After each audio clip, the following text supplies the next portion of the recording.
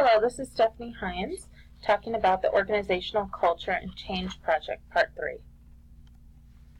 We are at St. Vrain Valley School District. This is the Special Education Leadership Team's weekly meetings. Today we're going to be looking at our results from our Organizational Health Report. We're going to discuss our challenges, provide a summary, and come up with our communication plan and our action plan. So here's the graphic from our Organizational Health Summary from the Table Group's website. As you can see, we're really strong in the areas of creating clarity, over-communicating clarity. We need a little bit of work in building a cohesive leadership team, and we really need to focus on reinforcing clarity, and that's what we're going to be discussing today.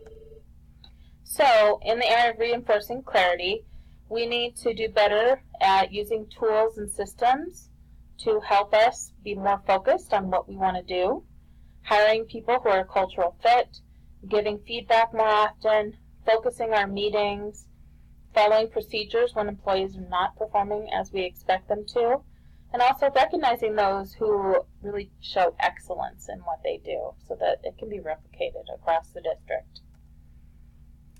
So the Table Group's advice falls into these 5 areas.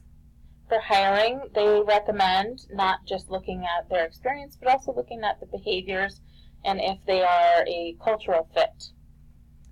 Also, managing performance. This area is kind of, a lot of the areas for Discipline 4 fall under the union contract, so we have to be careful that we are following that document while we're implementing this advice.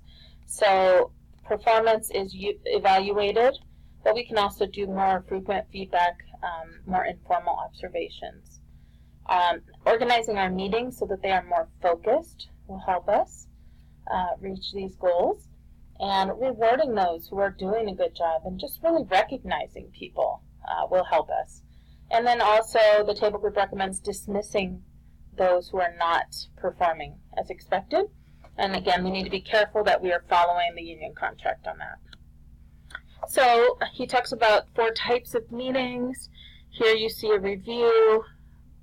He did write, Lencioni wrote a book called Death by Meeting, where he really goes in depth about these, and it's also in the book The Advantage.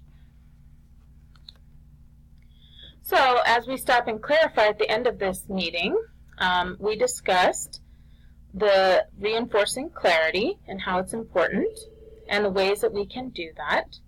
We are going to start having daily check-ins, continue having these weekly staff meetings, continue the leadership retreat before school starts, conducting more observations in classrooms, recognizing excellence in teachers, like on the website, email blasts, blogs, etc., partnering with principals to share information for evaluations of teachers, rereading that union contract, and also we want to start a book study of the book The Advantage by Lencioni, and we can discuss that for 20 minutes each week during our weekly staff meeting. And here are your references.